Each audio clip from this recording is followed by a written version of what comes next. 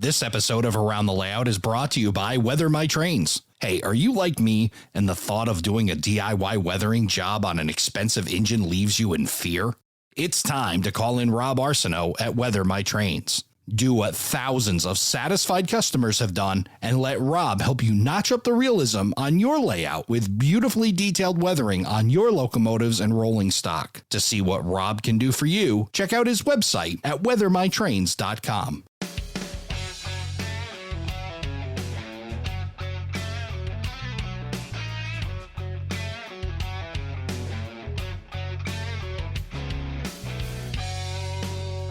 Hello, everybody, and welcome to Around the Layout, where model railroaders come to tell their story. My name is Ray Arnott.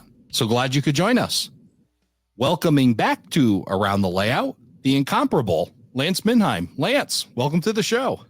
Well, thanks for having me back. We had a great time last time. I'm looking forward to a repeat. I always enjoy chatting with you.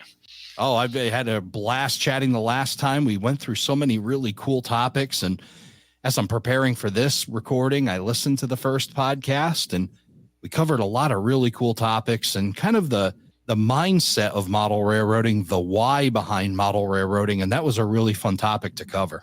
Oh, yeah, I really enjoyed it. It's you get me rolling on that, I won't shut up. Well, that's the idea, to get you talking, because it is a podcast, and people love to hear you talk about model railroading, the passion you have behind it, and the theory you have behind it really has inspired a lot of folks, and now including me. And I've been reading through your new book that we're going to be talking about. But I wanted to first give an opportunity, because one thing we didn't get to cover a whole lot of in the first recording was the layouts that you have. And I wanted to kind of go through those and have you tell us a little bit about that and kind of your why behind the layouts that you own and have built. And I wanted to start with the one that I think maybe the one that known more for is the Downtown Spur. Why don't you tell us a bit about how that came to fruition, and then a little bit about it, and of course about operating it. It's kind of embarrassing when I admit how many layouts I have, but going back in time, I really only have one large one. That's the Downtown Spur. But for many years I had an N-scale Monon layout, and that had really run its course, and I was happy with it. It was too darn big. 20 by 20.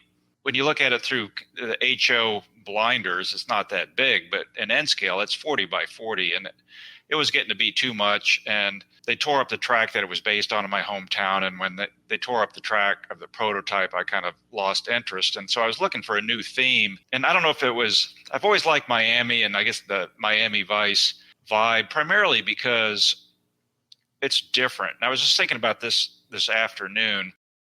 I got back from Missouri a few weeks ago, and I'm thinking, when you get down to it, Missouri, Connecticut, Maryland, Indiana, Illinois, they look pretty darn similar. I mean, there's some cornfields in eastern Maryland that look just like the ones in Missouri, and driving up your way, I mean, you see a big swath of the country looks similar. So I really wanted to do something different, and I wasn't really sure how to go about doing that. And I was sure as heck wasn't going to tear down the Monon layout until I knew what I was doing. And so I started researching Florida layouts. I was getting nowhere. Enlisted some friends, and they were sending me possible ideas, still getting nowhere. So this dragged on for, I don't know, a year or two. And I always go to Cocoa Beach. It's one of my favorite RPM meets. And I gave just a small clinic, and better lucky than smart. At the end of the clinic, and there's probably only 15 guys in this small room, I just explained what I was trying to do, my frustration, and asked if anybody had any ideas to, catch me after. Well, David Orr, the vice president mechanical for CSX, was in the room, and Bill McCoy, the former Seaboard Airline marketing guy, was in the room. They pulled me, they said, "We got just the thing for you." And railroaders can spin a story. And they just painted this view of Miami that I was just absolutely hooked. And got the yarns they can tell. I have to be fair. A lot of times you think they're embellishing, and then you find out a year later, it's like, geez, he was telling the truth. It is that. So they got me all wound up, and David said, just check your mailbox. I got a Christmas present coming for you. And sure enough, 3 days later, there was a binder full of the Miami track charts from CSX. Wow. And I'm still in touch with David, and what a great gift. So a month later, I flew to Miami. And the funny story was, they said, you get down there, it's kind of smelly because it's part of the Santeria religion. They believe that you ward off evil or bring good things. If you take a live chicken, stick it in a bag, maybe put some cash, drape it over the rails, and then it gets splattered by the train, it wards off evil. And I'm like, David, you are so full of it. SHIT, man. It's just like, no way. And but it's a hell of a good story. And then Bill McCoy is getting wound up, and he's talking about the day that, we went on to work, and one of the crew guys said, FYI, there's a body in that gondola, and FYI, it does not have a head attached to it. So yikes. I'm getting these stories. So I guess the next flight down to Miami, I get out of the rental car, I get to the Downtown Spur track, and what do I see? About 10 chickens splattered all over the rail.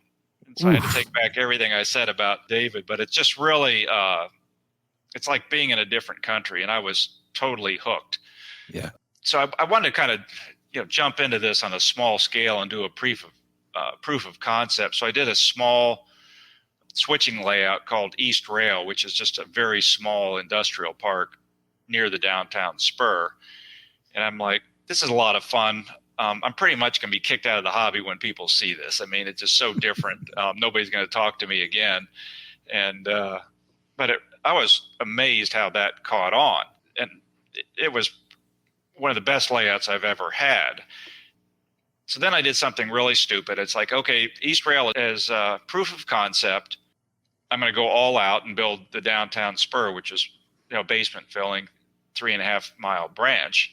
So I sold the East Rail layout, the dumbest thing I ever did. But I didn't realize it for a few years. So the main layout in the basement is the Downtown Spur, which is the old Seaboard Airline double track main into the passenger station near 7th Avenue. And then that was truncated when they built I-95, and they changed it into this high density industrial spur. So going back to the East Rail layout that you built, and I just think it's a really interesting concept that you built it kind of like as an experiment, and kind of a neat lesson for others that, if you're thinking about a big layout build or even a medium build to start small with something like that and see if it really, I guess, catches your fancy once you get done building it. Am I right in that? I think so. And then I guess of all my annoying mantras, I think one of them is it's really important to get into the game. And I was talking to a friend of mine who will remain anonymous other than to say his initials are Tom Johnson, that I wonder who that is. And we were talking, and I just said that, if we look at everybody in our universe and all our friends and acquaintances and people we know and people we correspond with, what percentage do you think really don't build models?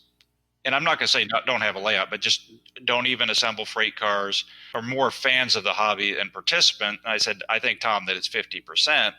And he said, no, I think it's more than that. And the problem that you run into, particularly, I do a lot of design work. If I didn't have people new to the hobby, I'd be out of business. But if you've never built anything, you don't have that mental A to B link in terms of how difficult or time consuming a task is. And so people come in, they're very excited. They've read all these great articles, and they put a lot of pressure on me to come up with these designs I know there's no way in hell they can build. And then you also run into the situation, people get busy. You get your 50, 55-year-old executive. He's got a lot going with family and friends, and he's really looking forward to the day when he can have that layout. And they all do. But the problem is they hit 65, 67 years old. They've got this dream, but they haven't accrued the necessary skills and made the mistakes to get a good launch, which is a long loop to go back to the East Rail. Is if you did something like that, or even smaller, the skills that you get from building that would apply to a larger layout. You just do the same thing and just repeat it over a larger scale. And the other thing too is that with a layout like that, it's attainable, it's achievable, it's something that you can work into a busy lifestyle, without getting bogged down. So it was a success on all fronts. Yeah, it's just a really neat idea. Again, like you said, good place to get to learn your why. And then, like you said, understand what it takes to build a layout. Just really cool idea to just get that started with something small. But now you've figured that out. Now you're rolling into the CSX Miami. I've interrupted you a little bit here, but I want you to kind of roll into the Downtown Spur and tell us more about that, because some really cool story other than running over chickens and maybe headless people in gondolas. So with the success of the East Rail, I knew that I was onto a theme that I would enjoy, and I would dig into something much bigger. So I tore down the Monon layout, kept the rolling stock in the buildings. For once, I did something smart. I didn't sell them off, and I still have some of them. So the rest of the layout went into the dumpster and started on the East Rail, which I'm trying to stay pretty close to the prototype. I mean, nobody has any room to come, even remotely close to model, even a 3-mile branch. But I tried to keep things in the right order and have individual scenes, be pretty representative, of what was there on the prototype. And the one thing I tried, and I would encourage other people to do, is momentum in model railroading is really crucial. And this gets back to my design business, is you want to be in a situation where, 6, 7, 8 months down the road, you've got the bench work down and at least running some trains. And it's very common for me to run into people that are new to the hobby that are very enamored with this concept of hand laying track. That's going to take you forever. And I didn't want to hand lay the track, but I wanted to be fairly detailed. So what I did, and I would encourage others to do this, is in one weekend, I just got Atlas Code 83 and some Elmer's glue, and I just got the whole thing down and up and running. And that really did a lot for morale. Then once I had that, I could kind of see what I had. And then just, every weekend or so, I'd replace 3, 4, 5 feet of it with the more detailed microengineering track. I had a lot of mock-ups, and then I'd build the actual structure and replace the mock-ups. So that was kind of the construction sequence. And it was really built to be operated. The advantage is that, I can go down there and see them run. I've got a lot of friends down there that you've got Tolga and Tom Klomoski that can send me videos and pictures. So I pretty much have, kind of a quasi live stream of what's going down there, so you can run it pretty accurately. So I think what you're saying there about the momentum is kind of like the flywheel, and keep the flywheel turning, and also have those small victories that help keep you going, i.e. laying, track down, even if you don't want it to be your final track, at least getting something down so you can start to see the accomplishment and start to, use it a little bit and be able to have that little bit of gratification. Yes, exactly. And removing track is pretty easy. The trick is you just want to go light with the glue. But if you just put a thin bead of Elmer's down the track center line and tack it down, when you want to replace it, you can just wet it a little bit and it'll pop right up. So it's pretty easy to replace it later.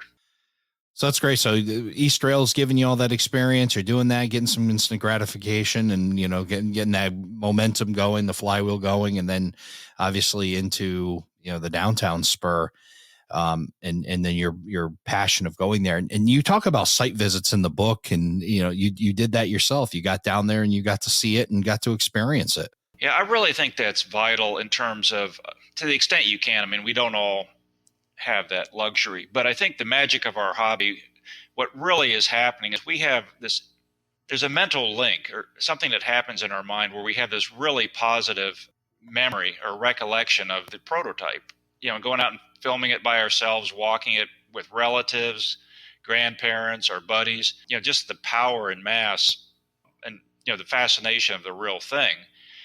And so once you've made that site visit, as you're operating your layout, you have this mental link where you can kind of ratchet back and forth between what you have in front of you and the memory. Whereas if you don't have that, you can still have fun, but it's not going to have the visceral or the emotional attachment that you would get from, having been to the site. So I do think that's important. And I would say that even if you can't do that, try to get some rail fanning in too. If you can, whatever your theme is, get something that's, somewhat representative, and, treat yourself to a trip to see the real thing every now and then. Yeah, I think, if you were unable to get to Miami, although you wouldn't have been able to have the experience that you described, any industrial park would have probably given you at least some idea, or a little better idea than, say, not seeing anything at all, obviously. Yeah, there's a lot of more than a little bit. It would get you really close. I think. Yeah. And particularly now where we have, so many, the consolidation even more so. So as you're starting to design the Downtown Spur, what were you looking to accomplish? What were some of the things that you knew as you were putting your track plan together and you're setting up and what your bench work is going to be? What were some of the things that were like the check boxes on your list of, I've got to have this to represent this well? That's where people get in trouble, because at some point you've got to accept the fact that something's got to go to the cutting room floor. And if you don't, and a lot of people can't let it go, you're going to have a dumpster fire. I mean, it's just going to look like Disneyland. But I'm going to answer that a little different way. I mean, I knew where it started. I knew where it ended. And there's really only so many benchwork shapes that are going to work. I mean, you line the walls of the room and you have your center peninsula. That's going to give you your most efficient. So then it was just a matter of, you draw the bench work on the back of a napkin. You don't need a computer. You don't need to debate all your buddies on the forum for 6 months. And you run the track down the center of the bench work. And then at that point, you have to decide what elements will fit and what don't. And, guys like Paul Dokos, Tom Johnson, they do it in 1-to-1 scale. I mean, they will tape it out on the floor and then put the mock-ups up, which is far more effective than a drawing. And it's, to be honest with you, it's been so long, I don't remember the exact process. The only thing I remember is the bridge. And there's a very iconic lift bridge. It shows up in all the historical photos. It was in Miami Vice. The thing is a beauty. The reality is it wouldn't fit. And it's been 15 years. I keep going down there every day saying, is there a way that I fit this thing in? And the answer is the same as it's been for 15 years. No. So, but you're still thinking about it. But yeah, it's hard. It's the stuff that you said that's on the editing room floor that you wish you could figure out how to pick up and put on, but it probably don't make the picture right. And a good comparison is the movie industry. If you take, a really good filmmaker, they will tell you that, they have enough film for 4-5 hours of movie. Nobody's going to watch that. And it's really tough because they've got all this, they got great actors, great writing, they've got all these good scenes, but they've got to make the hard decisions so that you have something cohesive. You have to, sacrifice all these things for the whole, and that's a bitter pill to swallow. But in the end, if you can force yourself to, look at the big picture and let some things go, you'll end up with a better product in the end. Yeah, that's for sure. It's knowing, like you said, what is too much and what needs to, what is going to tell your story in the most effective way. And I think that's a movie thing. And I definitely think it's a model railroading thing as well. With the Downtown Spur, it's not so complicated. I was able to get every industry in it. There were some stretches of some pretty interesting buildings that just had to go. Now, actually, I'm going to take that back. There was one interesting one I didn't have room for, but I got most of it in without it looking too cramped, because it's a city. So that gives you a little bit, you don't have to worry about, creating that distance between towns. It's just one place. I am going to ask you a why question about your Downtown Spur that I noticed in the pictures. That's a pretty substantial building in there, is the Miami Highlight building. And I'm curious about that, your inclusion of that. And I'm wondering if there was a purpose behind that. You see it everywhere. And I did this with same thing with the Bishop Street project I did for Model Railroader. And this goes back to the site visits. You go down there enough times and it's just like, wherever I turn, left, right, look, east, west, there's always this one iconic structure. And I just felt that I needed to include it. Again, it was, they had a whole episode of Miami Vice, but it's pretty darn big, and it's right at the entrance of the spur. There's really no way to avoid it. It was not easy to build, but it really just kind of put a stamp on the spur. I mean, it's just that and the bridge had to go, but that one did fit. Yeah, it just kind of becomes the anchor and, lets you know where you are and kind of reference point. That's really cool. It also seems to me like it may serve a little bit of like a view block as well between the two, where you have to look around that building to see the other side. That's correct. And if I had to say one thing I don't like about the layout is what you said, is that when you walk into the room, it all unfolds in front of you. It's a square 20 by 20 room. There's really no backdrops. And all my friends tell me I'm obsessing over things that nobody else notices, but that's how I roll. But I've just had to accept the fact that, that does help having that there. And I did have a valence I put in. I'm not sure that makes a big of a difference, but view blocks can really add a lot to a layout. Yeah, I figured maybe that was one of them, or an unintended purpose, but it definitely does break up the view across that peninsula area, and just a really neat layout. So tell me about, because I saw a video on there, and your buddy Tolga there shot a video of him doing some operations on it, which was really fascinating to watch. Tell us a little bit about operating that and kind of what you've got for an operating scheme on there. It's pretty easy. And I had some guys over, some B&O modelers last weekend, and they have bigger layouts, and they were talking about car cards and all these computer generated switch lists. But with the Downtown Spur, some of these are it's a machine looking for a job. I mean, let's be smart about this. There's some things a human brain can do better. And just because you're using a computer doesn't give you a better end result. And if your layout is small and you're familiar with the prototype, they do the same darn thing every time. I mean, there's not that many industries. I know where what types of cars go, which ones are switched the most frequently. So, and I know from Tolga's videos and others what happens. So I just copy what they actually do. Yeah, I mean, I think I do the same thing when I'm operating my smaller layout. Of course, I know where things go. And I think after a while, my operators kind of figure out where things go. It's not like I've got identical cars going to all the same industries. It's, okay, this is a lumber load. It must go to the lumber yard. It's like you start to figure out those kinds of things and kind of simplify it down. Even with the car cards present, you really don't need it. And you can kind of get that mentality. And if it's a guest, I mean, that's their first time there. They're not going to know that you ran the same thing the day before. Or if they come once a month, they're not going to remember who remembers what cars they had. But you're right. I don't even check the car cards because, one scrap dealer has one type of gondola, the other has a totally different type. I mean, there's not that much thinking in terms of what goes where. I do have a CSX switch list that I use to keep me on track, but it's pretty methodical. And one time I was down there with Tom Komoski, and to our good fortune, the locomotive broke down temporarily, which meant that the crew was unfortunately the victim of all of our questions. They made the mistake of getting out of the cab, so we pounced on them. And they're really nice down there.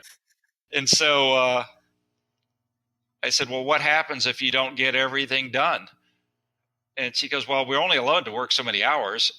If we don't get everything done, either we will come back tomorrow, or in rare occasions, they'll send a night crew down, but we'll probably just come get it tomorrow.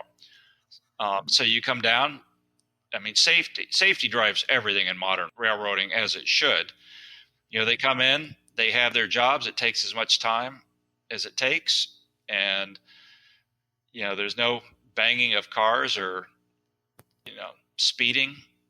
They go in, they do the deal. They've done it a million times. And if it doesn't get done, the next guy gets it. That's a great kind of concept that kind of reminds me of a situation I saw not too long ago out in Western Connecticut. I happened upon, while I was in my full-time job travels, of a railroad switching out a paper mill with 50-foot high cubes. And anybody that's listened to the podcast knows my affinity for 50-foot high cubes. So that immediately draws my attention. But they're shoving cars in and they're pushing them back into this paper mill through the door opening. And I'm listening on the radio and they're like, no, they said they can't take that other one. Go ahead and send it back down the hill. And it just, to me, that element, like when we set up ops at times and it's like, it has to be perfect. 3 in, 3 out, 3 out. And then the human element. And then if you could mix that in, or like you said, the imperfect, hey, we didn't get the job finished today, we'll come back tomorrow. So it kind of shakes up ops if you can kind of mix that little bit of human element into it, like you were talking about. Yeah, I agree. I had like the experience of a lifetime last week where I got a tour of a short line by the general manager. And he said the thing that drives him crazy that they're really running into a lot is the situation you just explained. Is they come in with a load of 5 cars and the shipping manager comes out and says, okay, we can take 3, but we didn't get the other 2 unloaded. So then you got to shuffle all of them around and what they do, most places, they just leave the cars there. Then they'll come back, or at the gate, and they'll come back and get them. And they said, yeah, we get paid demurrage. We get, in theory, more money for doing this, but it's such a pain in the rear having these things backed up. But it's a real issue. This particular short line was really busy, and all the cars are coming in and the yard's clogging up, but the customers aren't getting them unloaded. So there's not much you can do with that. If the space isn't there, it's not there. Well, it's funny. Their inconvenience sounds like awesome ops in the model railroading side. It sounds just like really neat scenarios to kind of shake up and to add to an op session would be a lot of fun. And you don't have to make it overly complicated. Just add a little bit of that, inconvenience or human factor. And boy, that sounds like a lot of fun to me. I think, and you were talking about site visits and rail fanning, is there's such a disconnect between how model railroaders operate a switching layout and the way that it really happens. The model railroad approach is a lot of intensity, a lot of volume, a lot of speed, kind of a checklist approach. Here's my grocery list. Let's get it done so I can, end this hobby as soon as I can and go mow the lawn. I mean, but in the real world, there's a lot more collaboration between crew members and industry reps. And I remember I was at East Rail probably 15 years ago, and they had this hellacious backup move into a warehouse. It was like they had a handle of like 15 cars. They had to be spotted, and it was around a blind curve. There's only two of them. I mean, you have the conductor and the engineer.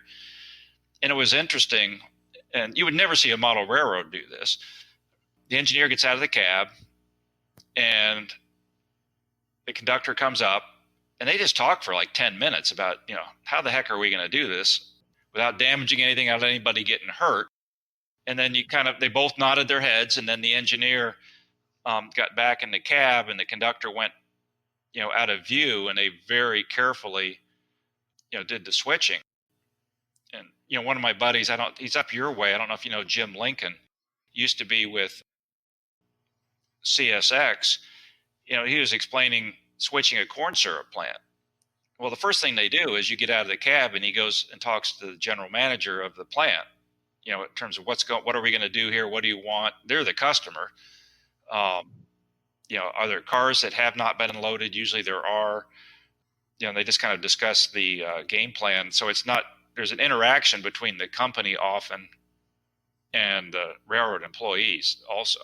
Right. I think that gives a lot of neat ideas. And boy, I could go on and on about some crazy ideas I just got about changing op scenarios and, floating op scenarios. And boy, you could have a lot of fun with that and a blast. But I want to get back to some of the layout stuff. You talked about you regretted getting rid of East Rail, though it was an experimental kind of thing for you, and it led to a bigger project. But now you're recreating East Rail with East Rail 2. Why don't you tell us a little bit about that project that's going on? Yeah, I thought it was a good idea getting rid of it. There was a young modeler, Greg Lures. He's very talented, very good at weathering. And I had put it on eBay, and the night before, I had 150 watchers. I'm like, oh boy, I'm going to be rich. I should be shopping for some place in the south of France. Man, this thing is going to go. Maybe I should start shopping for Porsches. Next day, not one bid. So, and a couple people called up and said, can I give you a couple $100 with it for it? And I said, no. So I said, well, I'll just keep the darn thing. Well, then Greg contacted me and says, do you still have it? I said, yes. And at the time, he was still a student at Purdue. So he worked all summer to come up with the money, and his then girlfriend, now wife, and he drove out, and he bought the layout and took it back. And I felt great because it was in good hands, great modeler, pristine condition. But life moves on, and they got a new place that wasn't smaller, but it was a different shape. And so he was not able to keep it. And I kept going, well, maybe I should track it down, go buy it. And I started doing the math. It's like, geez, by the time I rent the truck, drive from Maryland to Indiana, buy it back, all the gas, it's not that big. What the hell? I'll just build it again. Applying lessons learned. I changed it a little bit, but I'm making a copy of it, and having a blast doing it. So that's great. Is it basically the same track plan, or have you've made any modifications from the original as far as what the layout is? It's L-shaped, each leg of the L about the same. So one, scenery-wise and track-wise, is identical. One side is. And then on the other side, I streamlined it and took 2 turnouts that were just too model railroady out and just kind of improved the visuals a little bit. But it's pretty close. 4 turnouts. Am I counting that right on the East Rail too? Yeah. That's $80 worth. I don't look at it as 4 turnouts. It's $64 worth of Tam Valley frog juicers. That's how you do the math. That's great. But I just love the simplicity of it. And I think there's so much that can be learned from that. And again, we talk about the entryway in, or a way to learn things. And yet another, this is, the prime example with either East Rail or East Rail 2 of 4 turnouts, or, like you said, whatever your frog juicers. But anybody that's looking to get into the hobby, look at a simple plan like this. And then you can, there's variances in here. You learn how to create water with a canal, and, parking lots, and build some structures, and, some that Lance Mindheim famous negative space. And I think this is a really cool thing for somebody. If you're looking to get into the hobby and start somewhere, this is a really cool idea to do it and get you up and operating pretty quick with some really simple but enjoyable ops. I think in theory, I agree with you. In terms of how the real world operates, I don't think that's going to happen, because it should, but it's not. I think this type of layout is going to appeal more to maybe somebody's new. It appeals more to the prototype guy, I think. In the hobby, we have 2 groups. The largest is the casual recreationalist, and that's what pays the bills. I mean, they want the hills, the tunnels, the bridges, lots of elements going in. And what they want, and these are the calls I take, is they want the Lynn Westcott 101 track plan configuration. This is of zero interest to them. Now, somebody it's interesting. I know a number of people that just have gone from 0 to 100. Just one day they were interested, guys in their 20s, 30s, 40s, and they're not interested in toys. They're prototype modelers. They're busy with careers.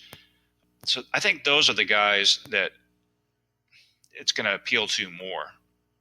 Maybe new to the hobby, but I would say with a prototype orientation.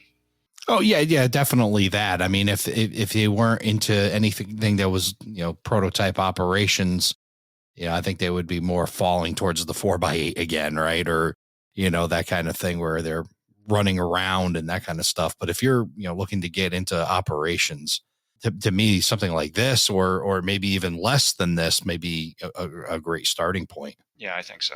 So East Rail 2, you've got that rolling. So you've got a bunch of layouts, a bunch of projects down there, and obviously the Downtown Spur to operate. And you had an operating session there that Tolga did a great video. We'll share that in the notes.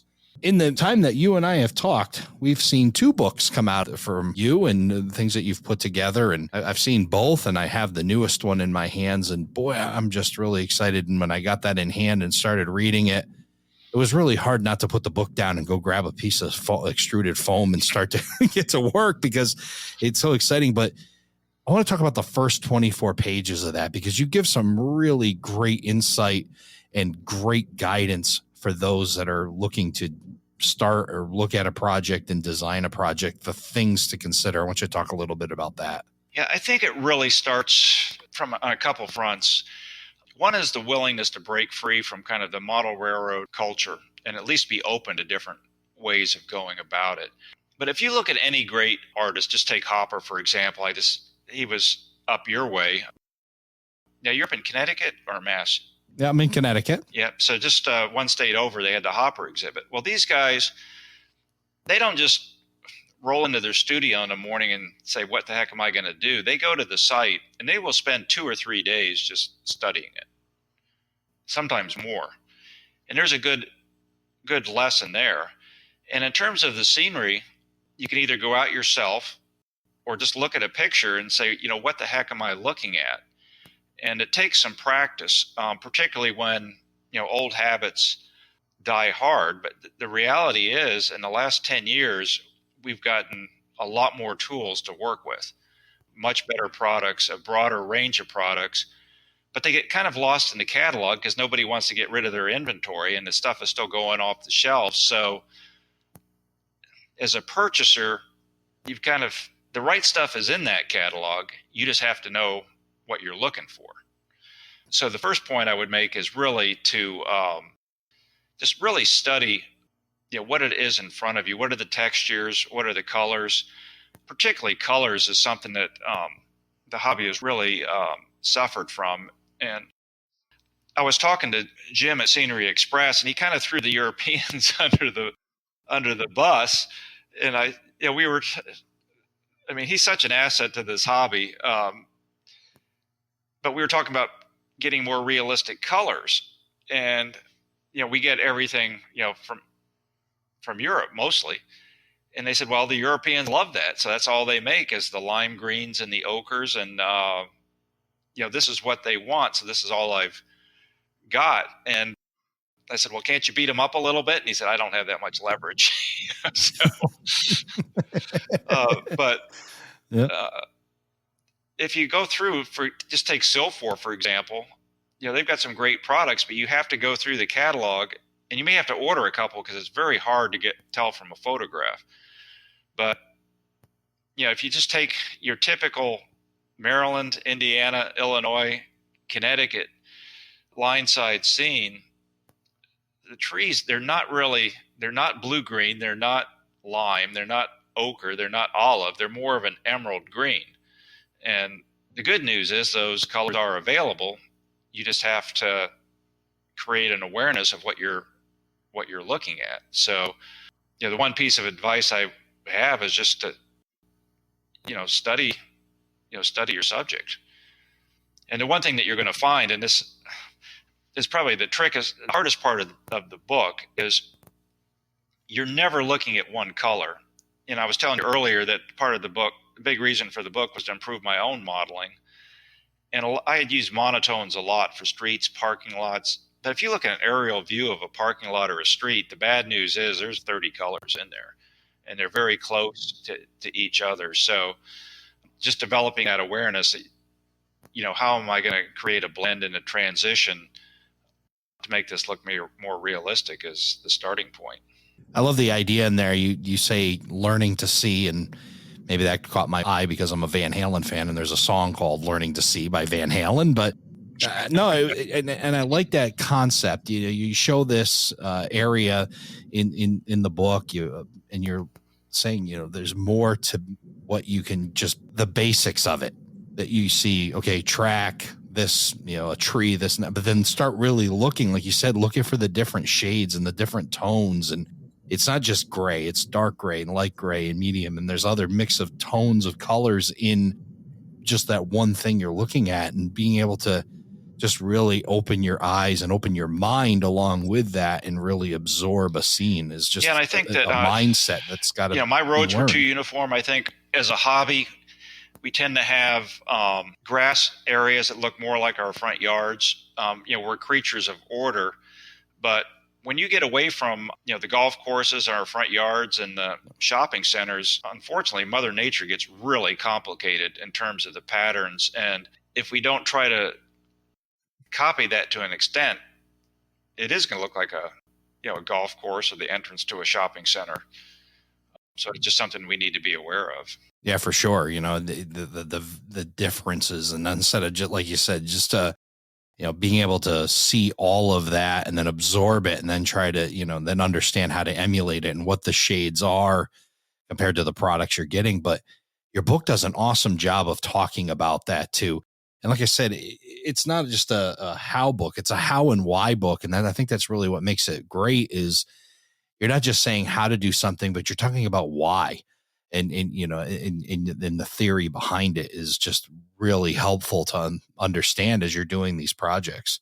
Oh, thank you. And the good news is, particularly if you have a modest size layout, is this, unlike a rolling stock, this stuff is really not that expensive. And a lot of the techniques are achievable, not all of them, but a lot of them are achievable by anybody. In other words, if a high school student walked into your office and said, I want to do this, can you show me? A lot of it, even if he had never seen a model railroad, if you said, do step A, do step B, paint the rail this color, apply the ballast this way, he would have a pretty decent start there. So a lot of times it's just as easy to apply the right color as one that's not realistic. It can be easier to use a good material than, some of the old standbys. Yeah, and you're gonna achieve a better result that's in turn going to keep that flywheel turning that we talked about earlier. You're going to feel better about what you're producing. Therefore, you're going to be more inspired to keep going and keep producing more scenery and keep moving that process forward. Absolutely. Yep. That's awesome. And again, this is a great book. I'm talking about scenery for modern switching layouts. We'll provide a link in the show notes for the book. A lot of really great stuff in here. Some stuff I was surprised about, to be honest. I didn't think, even let's talk about ground cover, using grout and the advantages of the different shades of using grout as a material for ground cover. Boy, I'll tell you that. I don't think that was something I thought up. I don't know how it occurred to me, but that material, Ray, is a gift from the gods. I mean, excuse the pun, but it is dirt cheap. And the colors are just so real. I get mine at the Home Depot, and the labels are, unlike house paint, with all these fancy names. I mean, bone means it's bone colored. Charcoal means it's charcoal color. And, I have the colors in the book, but it just lays down so well and so easily.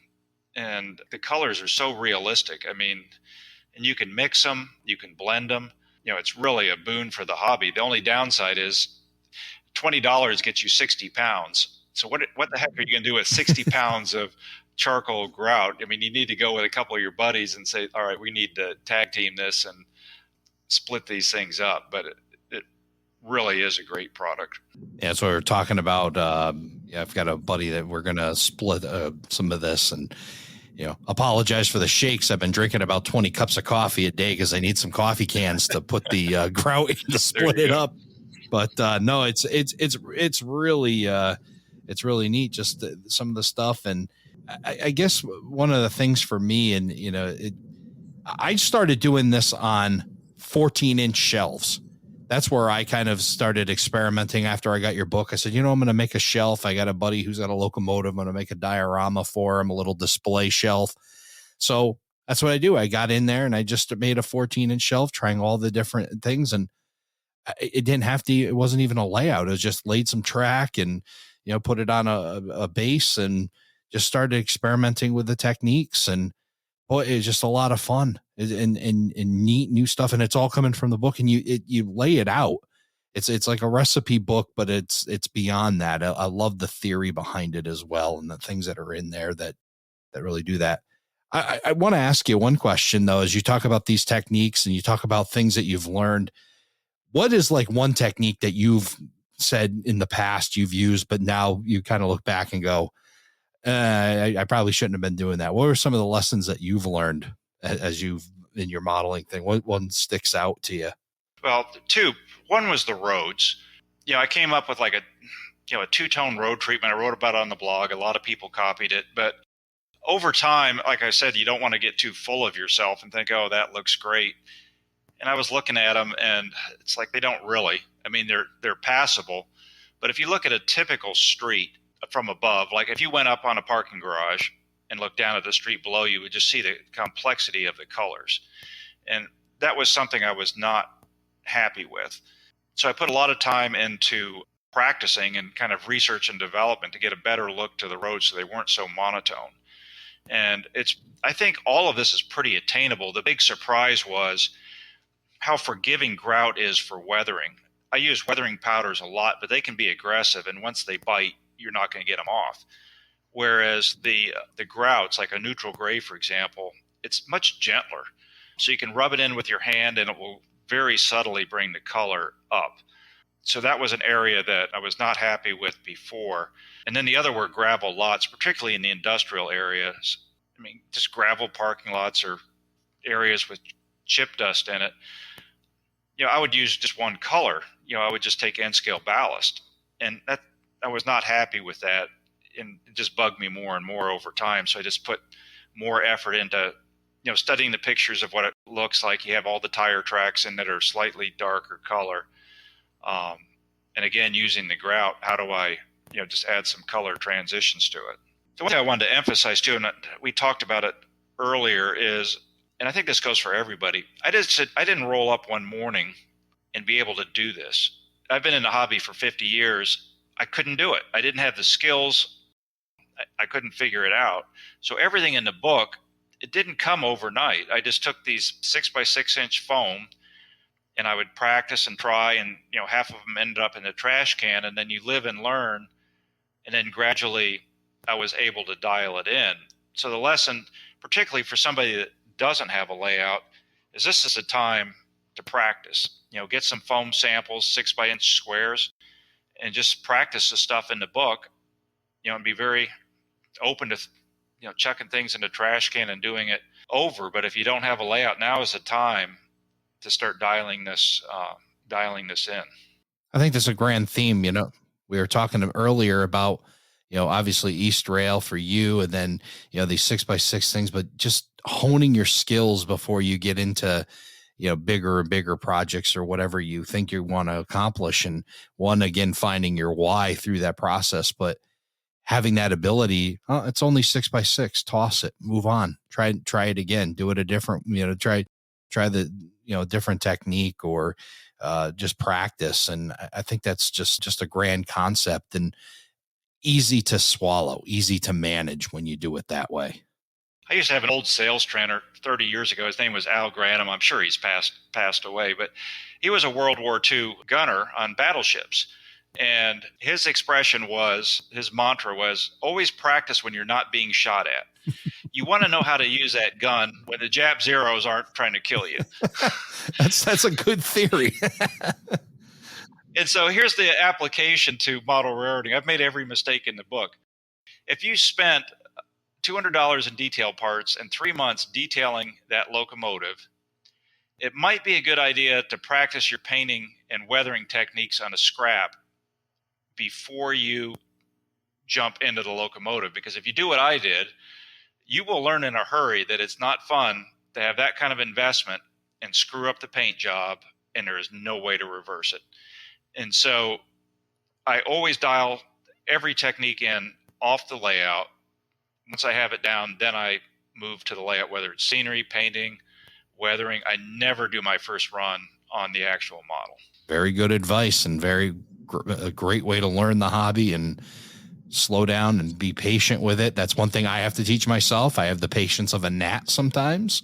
So it's kind of just reeling it in. And those are great ways to do it. A little bit at a time, small projects, hone the skills, build it up. And then, and then of course, if you don't like it, toss it and change it. And don't be afraid to make those changes either. Well, Lance, it's been another great opportunity to talk with you. We could go on and on about a whole bunch of topics. This book is fantastic. I recommend anybody who's looking to do any bit of scenery to get themselves a copy of this book and check out the techniques in there. And of course, you have a whole library of books that you've put out as well. Definitely go and check those out. Most, I believe, are available on Amazon.com. And of course, the list is on your website, LanceMindheim.com. We'll provide all the links in the show notes. Lance, it's been a pleasure once again talking to you here on Around the Layout. Well, thanks as always for having me, Ray. I always enjoy it. Looking forward to our next get together. Time really flies. Thank you for joining us for this episode of Around the Layout. Learn more about today's show on our Facebook page, facebook.com/Around the Layout. Show your support by becoming an operating crew member at patreon.com/Around the Layout podcast. Past episodes and more can be found on our website, aroundthelayout.com. And send us your feedback, aroundthelayout@gmail.com. Thanks for hanging out with us around the layout.